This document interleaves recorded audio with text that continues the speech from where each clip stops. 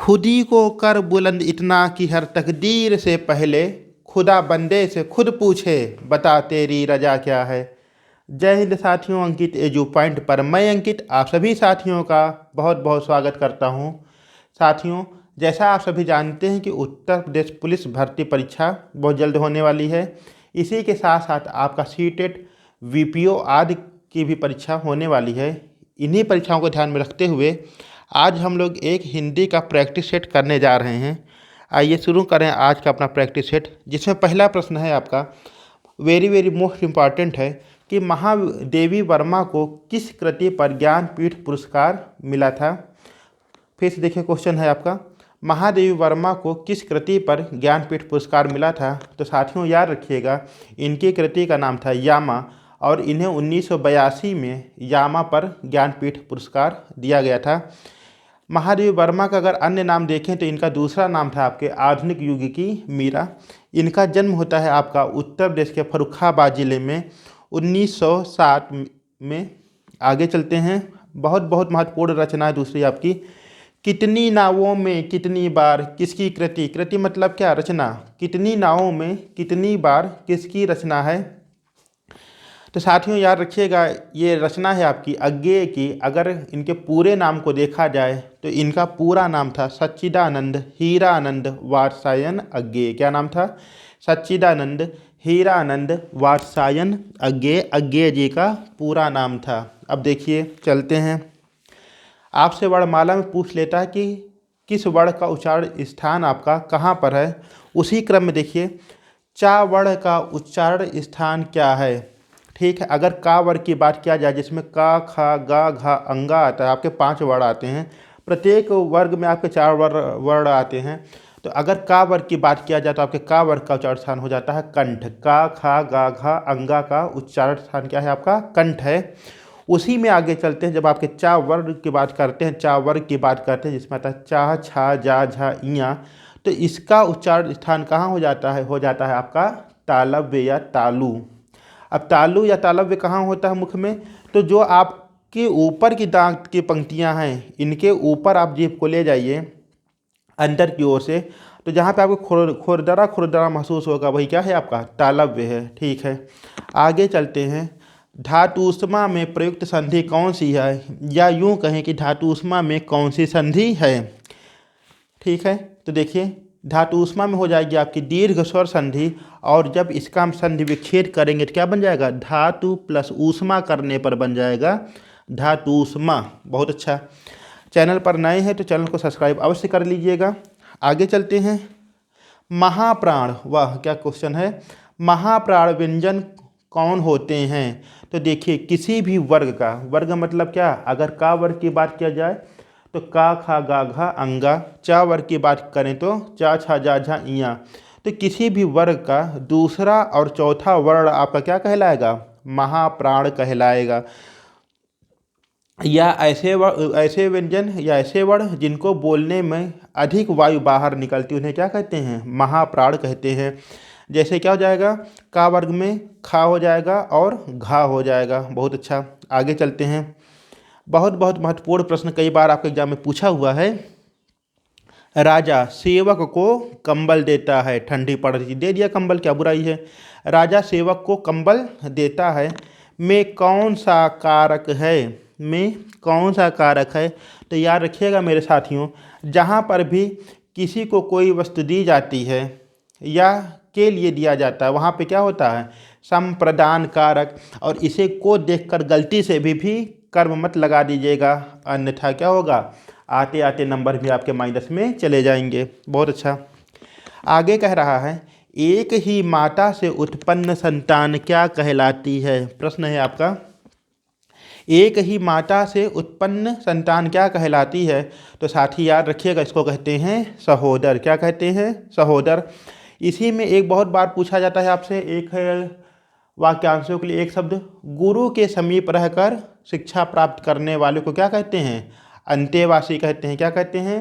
अंतेवासी कहते हैं। इसी में एक और आता है, जिसका कोई शत्रु न उत्पन्न हुआ हो उसे क्या कहते हैं? उसे कहते हैं अजात शत्रु। क्या? अजात शत्रु। बहुत बढ़िया, आगे चलते हैं। आगे कह रहा है मुझे किस प्रकार का सर्वनाम है, क्या मुझे किस प्रकार का सर्वनाम है। तो याद रखिएगा साथी, सर्वनाम किसे कहते हैं? ऐसे शब्द जो संज्ञा के स्थान पर प्रयोग किए जाते हैं उन्हें सर्वनाम कहते हैं। अब सर्वनाम के कितने भेद होते हैं? सर्वनाम के होते हैं आपके 6 भेद। कौन कौन सा? व्यक्तिवाचक, निजवाचक, निश्चयवाचक, अनिश्चयवाचक, संबंधवाचक और प्रश्नवाचक। तो जो आपका व्यक्तिवाचक सर्वनाम है यह पुनः 3 भाग में बंट जाता है, उत्तम पुरुष, मध्यम पुरुष और अन्य पुरुष। वक्ता कहाँ रहता है? वक्ता हमेशा उत्तम पुरुष में होता है। तो मुझे किस प्रकार का सर्वनाम है? मुझे आपका है उत्तम पुरुष सर्वनाम। बहुत बढ़िया। आगे चलते हैं। राज्यपाल कैसी संज्ञा है? कौन? राज्यपाल कैसी संज्ञा है? तो याद रखिएगा कि प्रश्न आ जाए राज्यपाल कैसी संज्ञा है, या आपका राष्ट्रपति कैसी संज्ञा है, या मंत्री कैसी संज्ञा है। तो सबका सब क्या हो जाएगा? आपका जातिवाचक संज्ञा के अंतर्गत आ जाएगा। किस में आ जाएगा? जातिवाचक संज्ञा के अंतर्गत आ जाएगा। अच्छा, अगर यही प्रश्न ये आपसे पूछ ले कि नदी किस प्रकार की संज्ञा है, तो नदी में क्या बताएंगे? नदी आपकी हो जाएगी, नदी हो जाएगी आपकी क्या? जातिवाचक संज्ञा। बहुत बढ़िया। इसमें अगर प्रश्न यहीं पे ये पूछ लेता है कि गंगा किस प्रकार की संज्ञा है, तो गंगा हो जाएगी क्या आपकी? व्यक्तिवाचक संज्ञा। पूछ लेगा कि हिमालय किस प्रकार की संज्ञा है, तो हिमालय भी आपकी क्या हो जाएगी? व्यक्तिवाचक संज्ञा। बहुत बढ़िया। आगे चलते हैं। आगे कह रहा है कनक का एक अर्थ धतूरा है तो दूसरा अर्थ क्या है? कनक का एक अर्थ धतूरा है तो दूसरा अर्थ क्या है? कहते हैं ना, कनक कनक ते 100 गुनी माँ दक्षता अधिकाय, या पाए बौराए जग व खाए बौराए। तो कनक का एक अर्थ क्या है आपका? कनक का एक अर्थ है आपका धतूरा। क्या? धतूरा। और दूसरा अर्थ क्या होता है? सोना हो जाता, स्वर्ण हो जाता है। एक व्यक्ति कोई अधिक सोना पा जाए, स्वर्ण पा जाए, तो क्या होता है? बौरा जाएगा। और वहीं पे अगर कोई किसी व्यक्ति को धतूरा खिला दिया जाए तो अभी क्या होगा? बौरा जाएगा। उस दोनों की तुलना एक से किया हुआ है। आगे चलते हैं। शब्द है पोखर का तत्सम रूप क्या है? किसका? पोखर का तत्सम रूप क्या है? अब देखिए, तत्सम किसे कहते हैं? वे शब्द जो संस्कृत भाषा से लिए जाते हैं उन्हें क्या कहते हैं? तत्सम शब्द कहते हैं। ठीक है। अब पोखर का तत्सम क्या हो जाएगा? पोखर का तत्सम रूप हो जाएगा आपका पुष्कर। क्या हो जाएगा? पुष्कर। बहुत बढ़िया। वहीं अगर देखा जाए, प्रश्न आ जाए, ये आ जाए कि खेत का तत्सम रूप क्या है, क्या बताएंगे? खेत का। तो खेत का तत्सम रूप हो जाएगा आपका क्षेत्र। क्या हो जाएगा? क्षेत्र हो जाएगा। किसका? खेत का। वहीं अगर आपसे पूछ ले कि दूध का तत्सम रूप क्या है, तो दूध का क्या हो जाता है? दुग्ध हो जाता है। बहुत बढ़िया। आगे चलते हैं। करुण रस के देवता किसे माना जाता है? किसे? करुण रस के देवता किसे माना जाता है? तो साथी याद रखिएगा, करुण रस के देवता माना जाता है किसे? यम को। किसे माना जाता है? यम को माना जाता है। और अगर यही प्रश्न यह आता कि करुण रस का स्थायी भाव क्या है, तो क्या हो जाता है आपका? शोक हो जाता है। क्या हो जाता है? शोक हो जाता है। अगर प्रश्न यहीं पे ये आता कि श्रृंगार रस का देवता किसे माना जाता है, तो श्रृंगार रस का देवता माना जाता है किसको? कामदेव को। किसको? कामदेव को माना जाता है। अभी अगर ये पूछ देता यहाँ पर कि श्रृंगार रस को कितने भागों में बांटा गया है, तो श्रृंगार रस आपका 2 भाग में बांटा जाता है। किसमें? संयोग श्रृंगार में और वियोग श्रृंगार में। आगे चलते हैं। आगे क्या कह रहा है आपका कि शशिधर किसकी पर्यायवाची है? क्या? शशिधर किसकी पर्यायवाची है? अब देखिए, शशि मतलब क्या होता है? शशि मतलब होता है चंद्रमा। शशि, शशांक, मयंक, ये सब किसके पर्यायवाची हैं? ये सब पर्यायवाची हैं आपके चंद्रमा की। अब कह रहा शशिधर, यानी कि चंद्रमा को भी कौन धारण किए हुए है? चंद्रमा को एक ही व्यक्ति जो धारण किए हुए हैं अपनी जटा में, और उनको क्या कहते हैं? शिव। क्या? भोलेनाथ उनको हम लोग कहते हैं। तो शशिधर किसकी पर्यायवाची हो जाएगी? शशिधर आपकी हो जाएगी पर्यायवाची शिव की।